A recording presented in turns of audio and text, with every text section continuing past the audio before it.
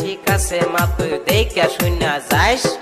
পুলি পিঠা খায়া কিছু আমার লেগা নিয়ে আস বুঝছস আমার লেগা নিয়ে আস ঠিক আছে তুমি থাকো বাইতে আমি যাই বেড়াইতে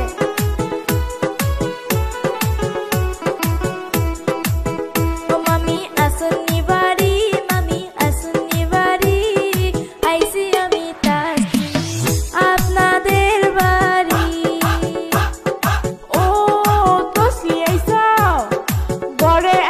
বসো তা